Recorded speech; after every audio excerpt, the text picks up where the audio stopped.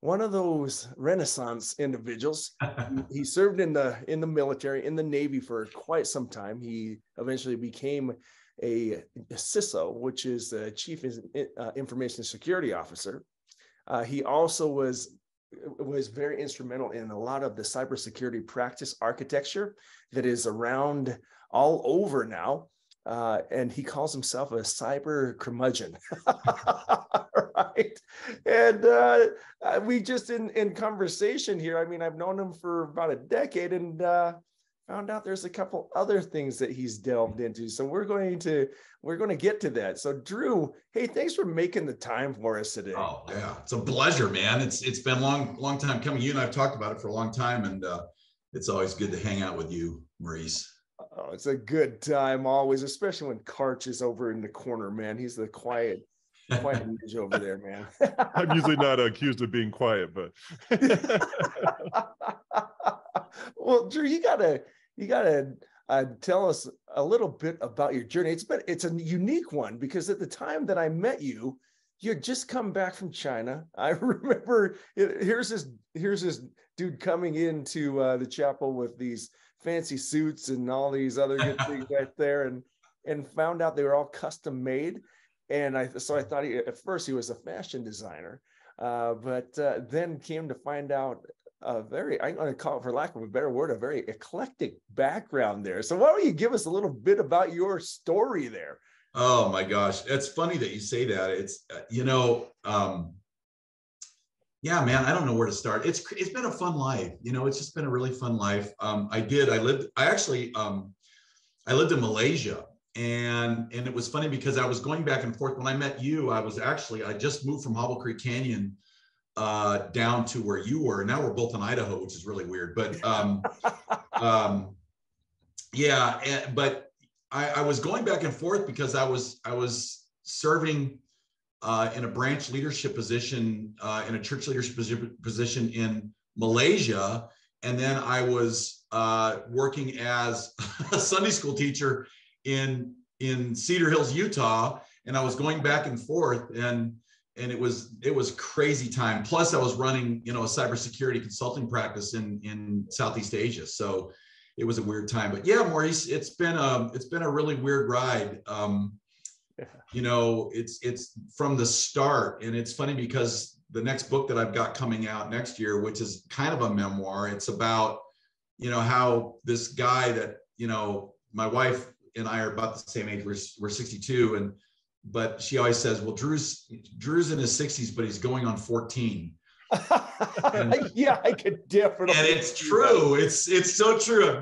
I waited my whole life to grow up so I could be a kid, I'm going to call you the new Benjamin Button, man. Oh yeah, dude, seriously. Well, he's got a lot more money than I do, but yeah, it's just crazy. It's been that way since I came out of the chute, and 17 schools, 108 countries, all 50 states. It's been a weird ride, but it's been a great ride.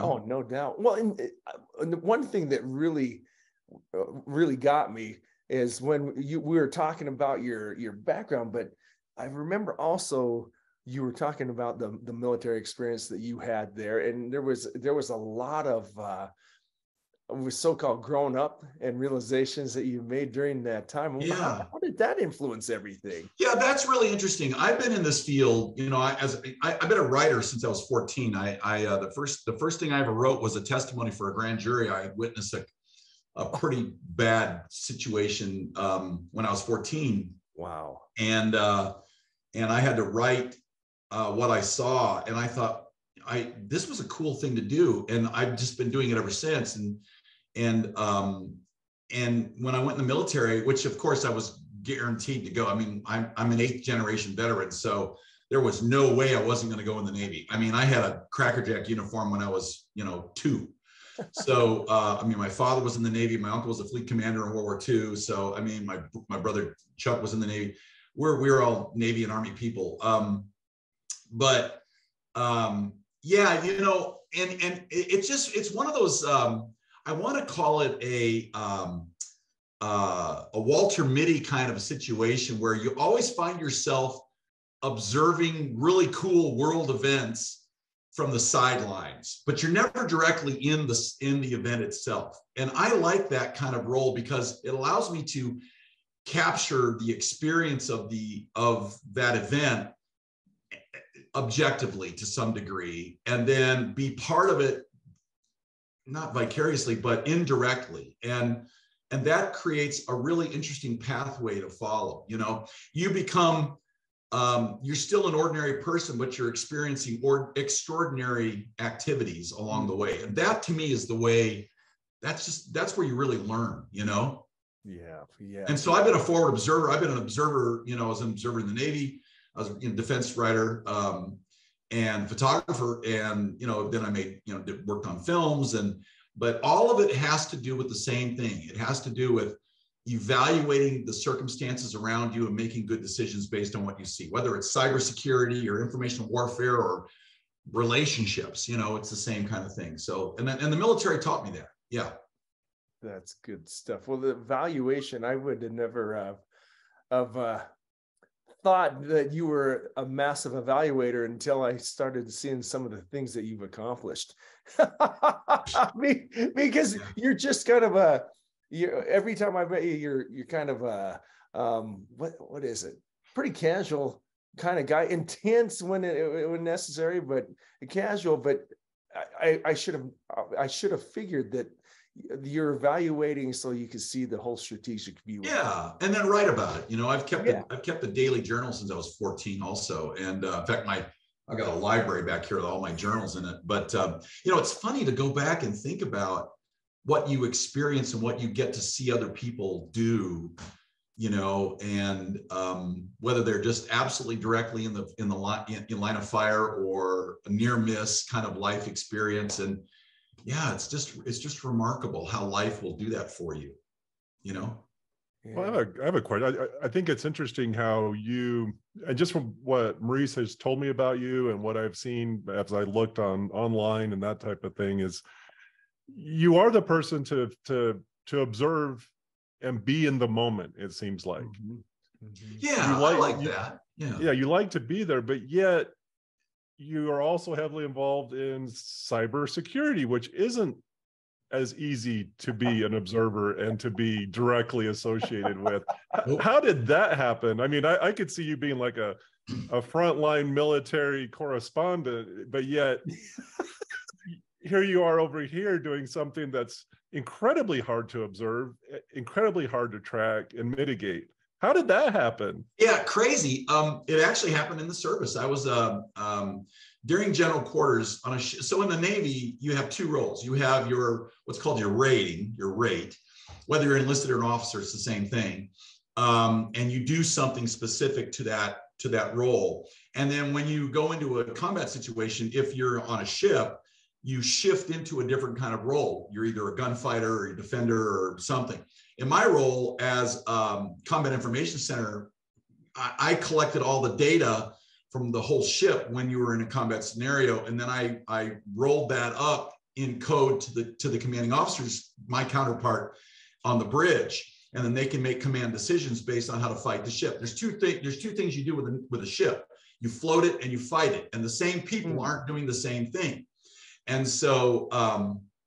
So the guys that are floating the ship aren't the guys that are fighting the ship. And so in our role, in an auxiliary role, we go from doing what we do as public affairs people or flight deck people to fighting the ship. And so that was a really cool experience. And I thought, man, I want to do that like in other aspects. So, you know, going to BYU and you know, studying technical communications and technical writing, I loved the idea of capturing what is a risk and how do you apply that risk to the infrastructure of living. I remember I worked with a guy that was an ex-FBI guy. He and I were both freshmen at the Y back in '85, and we went to there's a big power grid right where the canyon opens up there north of Utah County, north of Provo.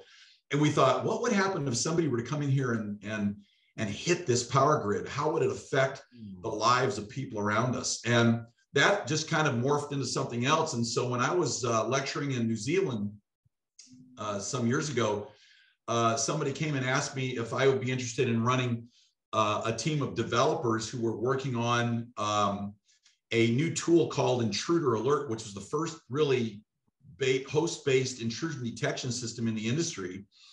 And that turned into a, well, what if we might, and the developers were terrible coders. Oh, they were awful. But they were really good at breaking stuff. And I thought, I went to the guys and I said, the leadership, and I said, I've got a better idea. What if we were to take this group and teach them how to break stuff and then report on that? And that became the first hacker research team, commercially funded hacker research team in the industry. It was called the Information Security SWAT team. We got press. We were on the news all the time, MSNBC and CNN. Everybody wanted a piece of it. And then, you know, that got me to the United Nations, to the Security Council, to speak there with one of my CTOs at the time, Chief Technology Officers out of Colorado. And from that, we created the first, what's called a SIM, security information event monitoring system, if you will. And it just kind of landslid into other things. Yeah, I mean, then RSA came along and Black Hat and DEF CON came along, and, you know, I got a chance to talk to some leadership about how we funded the first Black Hat briefings for my friend Jeff Moss, and the rest is kind of history. We created a little company from that group called Symantec, and just became a big landslide business. It was really fun. I forgot about Symantec. This is really educational to me, simply because I didn't realize, I thought you were trained in tech, everything in tech. And then it really comes down to this question that I actually just captured. How would it affect the lives of the people around us? What power in that simple question that led to so many things that are today, to this day, impacting people by way of how we secure things. And especially, well, I had spoken with another CISO, and they were talking about some of the work that you had done, not knowing who you were at the time, and how it generationally, it still builds upon each other, or of the initial iteration. And it just came by that question: how would it affect the lives of the people around us? That's really it. Yeah, I don't want a career. I've never have wanted a career where it didn't make a difference. If you're not providing some kind of stewardship and making a difference at the end of the day, you can't put your head on your pillow with any kind of satisfaction. And I really believe that. I mean, it was fun because I actually got recalled to an opportunity to serve, to go back out to sea 4 years ago. You know, it'd been 30 years since I was in a jumpsuit. And I got a call and said, hey, you want to come back out? We'd love to have you come on down. I was serving as the application CISO for McDonald's at the time through my role at Capgemini. And so I was flying back and forth to Chicago every week. And I told Sally, my wife, who was in the other room, she was busy working on, 3 houses in Utah. And I said, you're not going to believe this, but I just got an invitation to go back to sea. She said, what are you talking about? And so I flew down to Norfolk, and they put me in a jumpsuit and suited me out, put me in a helmet. And I'm flying out to the USS George H.W. Bush with the French Marines. I haven't landed on an aircraft carrier since Jimmy Carter was president. So that was a real cool experience. But again, make a difference, and always look for making a difference. And it doesn't matter where you are on your timeline, you can still always make a difference. You just got to look for it, Yeah. Otherwise, don't do it, I love that. I love that, man. Okay, so this is, now I could see a little bit of why you do some of the things you do. Okay, so one of the things I've got to tell you, and I know that Drew has never been one to seek accolades or something like anything like this. And I found out one time, so he married a woman named Sally, and Sally is a prolific builder. She builds some amazing houses all over Utah and Idaho, and I'm sure other places too. They made a YouTube channel called Building Bradshaws. It almost got picked up by a show. HGTV. Yeah. But here's the other thing that you don't hear about what Drew does, and this goes back to what you said about making a difference. We have a mutual friend, and one time I was speaking with him. He was a law enforcement officer, and he goes, "You gave me keys to a house, man." Something to that effect, and just like, what the crud, man?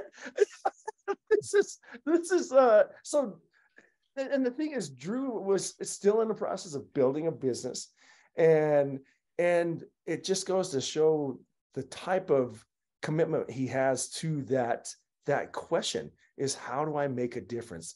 How can I affect the lives of the people, whether that be proactively or in a way that impacts a broader audience? Man, that was a mouthful. Sorry about that. Well, that was a fun time. I really loved being up there where I was, where you and I met, and yeah, that mutual friend of ours, he actually he lives in a home that we built, and Sally actually has, on several occasions, has actually given homes away to single moms and to folks who have either lost a spouse or something. We're right now working on, she's actually down the road, she's going to be putting together this. One of the gals that's in our neighborhood is a former academic All-American. She was a basketball player for BYU. Mother of 6 amazing kids, and she herself is a sibling of 10. Wow. And Sally's building a 40 by 100 foot gym and shop for she and her family to do basketball clinics and other things. And that's Sally, right? And what I found, there's a guy not related to Sally, it was a sociologist named John Bradshaw. And he said many years ago, I remember watching him on Saturday when he did this show called Discover the Child Within. But he always says, if you put 100 perfect strangers in a room, the 2 most dysfunctional people will find each other. And I mentioned that to Steve Covey when I worked with Steve many years ago, Stephen R. Covey. And I said, what do you think of that statement of John's that he says that, two dysfunctional people will find? He said, Drew, the same is true about successful people. He said, if you put 100 perfect strangers in a room, the 2 most successful people will naturally find each other as well. I've never forgotten that.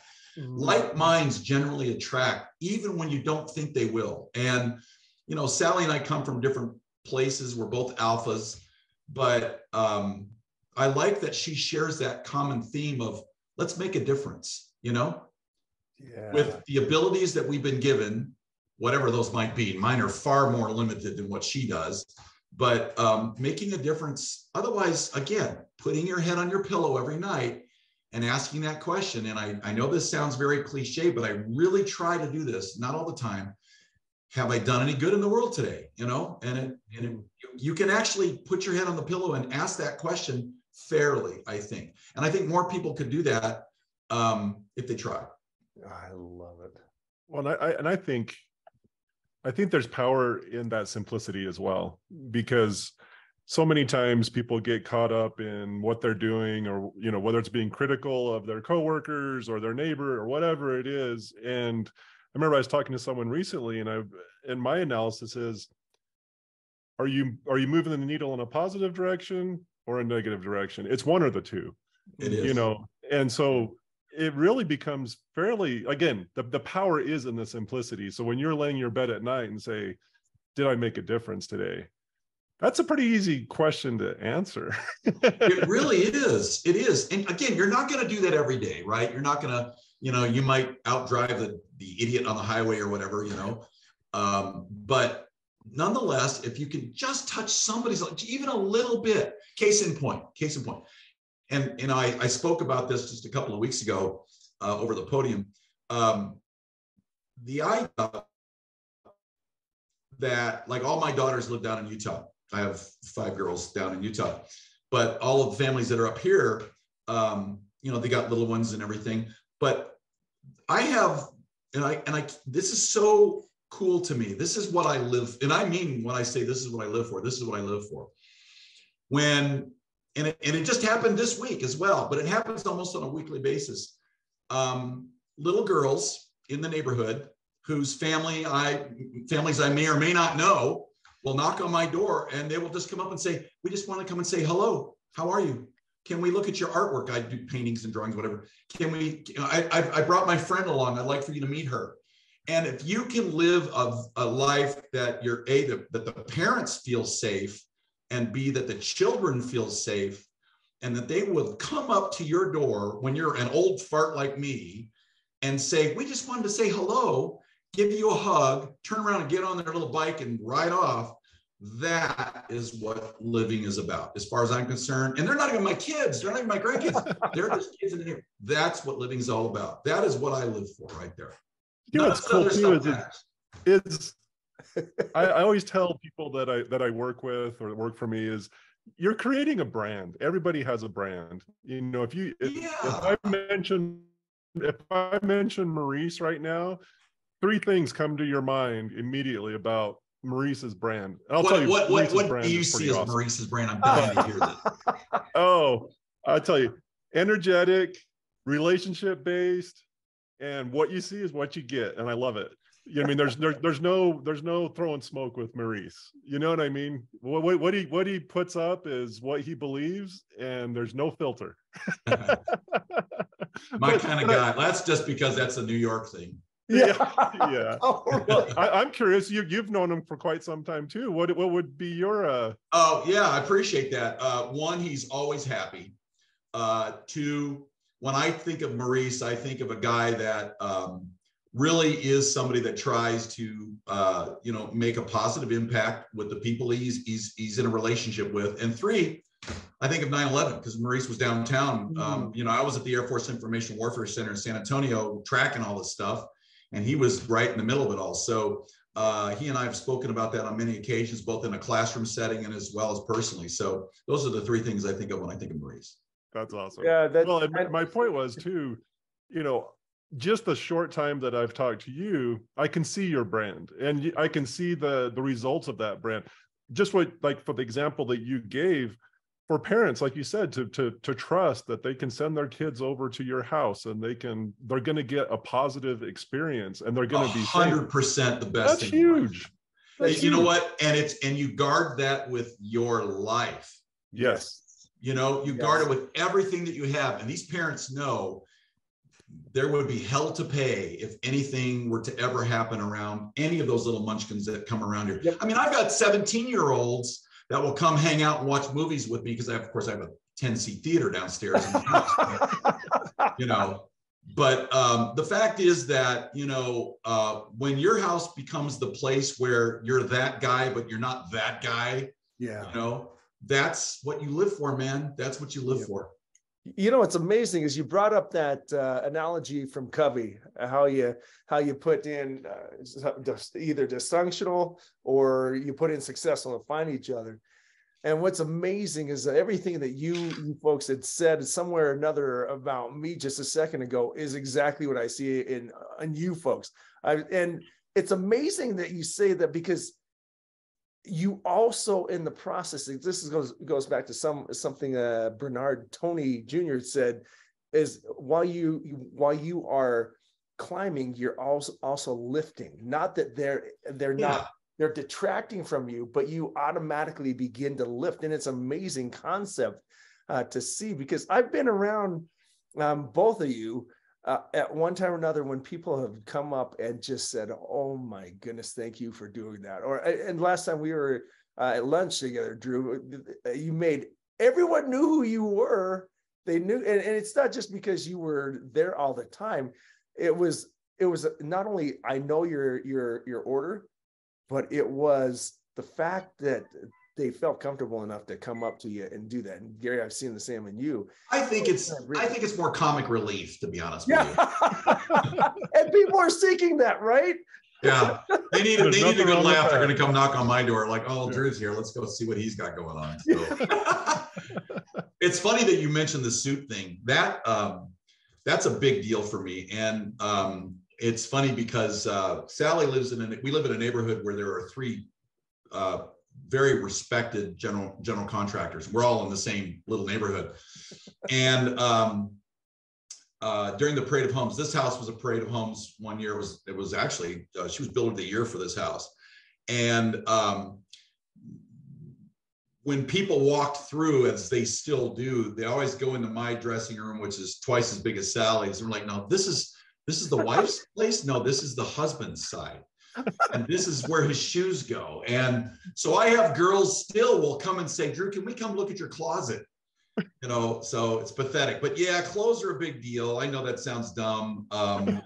But again, it's just one of those things that we mask our other insecurities with, I think. But yeah, that was a big deal. I don't know why I brought that up, but yeah.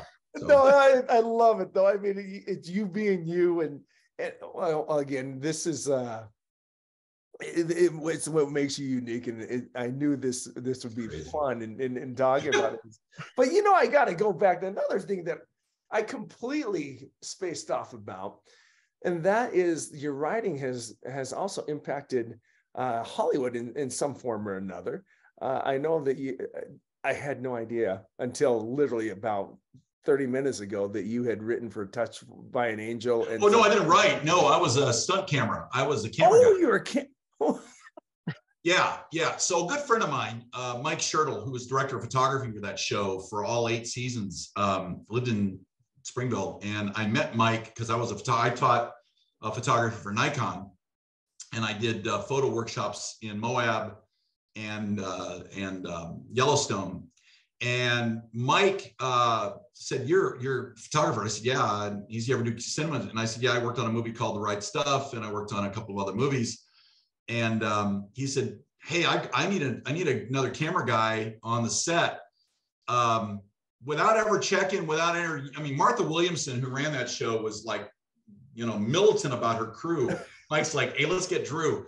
I mean, I showed up one day, you know, they handed me an Airflex 1600 camera, and all of a sudden I'm shooting a premium television show. And I'm like, wow, this is crazy. And so I ended up doing that quite a bit. Well, not a couple of times with Mike. And that was a lot of fun to work on that. Oh man. But yeah, no, my books, yeah, no, that's a different subject altogether. Let's delve into that, because again, all right, so check this, just for the audience, remember, went from military, all of a sudden to cybersecurity without ever having anything into it, to picking up a camera, and now this author stuff, man. Yes, this one's out now, so ha. Oh, you got it. This is the latest one that came out. It's in 91 Costco's in the Western U.S., which is kind of, I'm doing the audio for it right now, so it's a little bit of a pain to hear your own voice. I feel like I sound like Richie Cunningham most of the time, so kind of difficult. But yeah, it's fun. You know, writing, shooting, speaking, working, building. I mean, that's all part of the same thing. It's about communicating a message, whether that's fiction or nonfiction or you know, informative or technical. It's all the same. It's just their basic principles. You know, getting to your point, Gary, it's about keeping in the basics of things. You know, I remember I'm a big fan of Thoreau. In fact, when I'm in Boston, I always go back and visit his grave. And one of the things he always said was simplify, simplify, simplify. And that's really what it's about, is just keep things simple, you know. Now, my wife would say your life is anything but simple, but hey, you know, we try. Well, if you keep a lot of things simple, there's a lot of space for a lot of things. Yeah.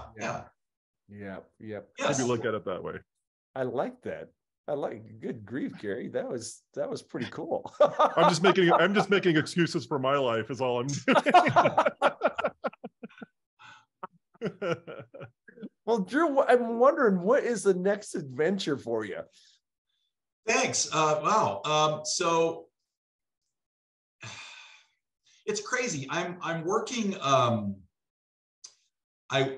as a consultant, I work for.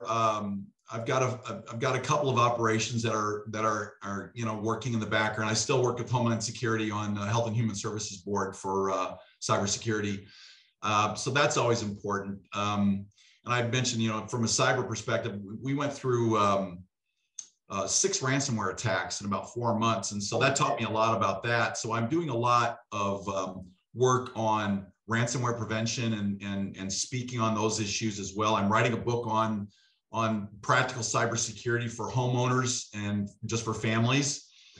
That's something that's hopefully coming out next year as well. Travel adventures. I finally talked my wife into doing something exciting. I'm going backstage with Aerosmith next week, which is cool down in Vegas. Wait, what?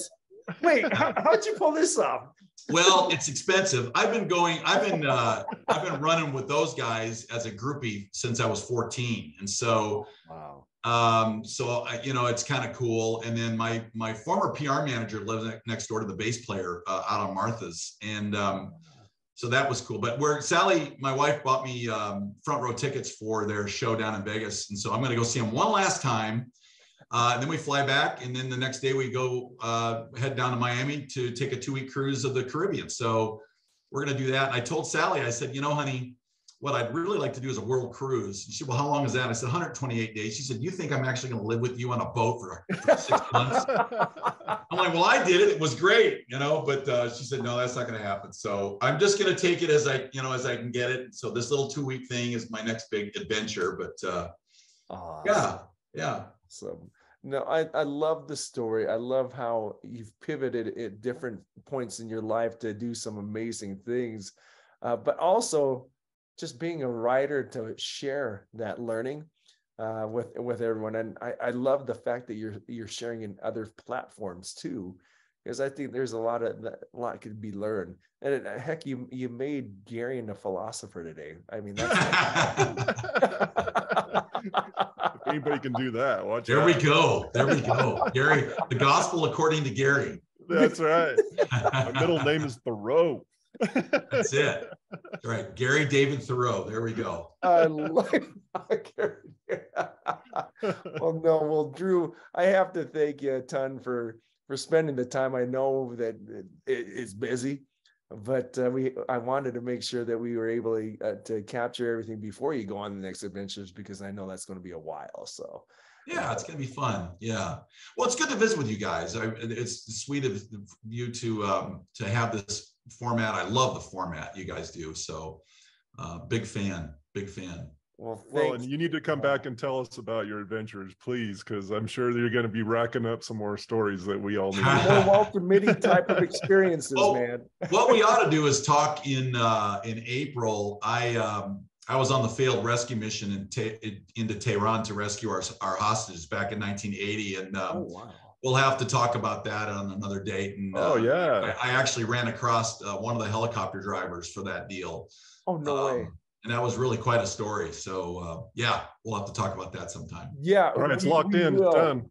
That's well, not only that, now people will be wondering, okay, we need to do this sooner rather than later. So yeah, that was quite a week of activities. We'll have to talk about that. We'll do. Well, Drew, thanks again for your time. It's a pleasure. It's good to visit with you guys.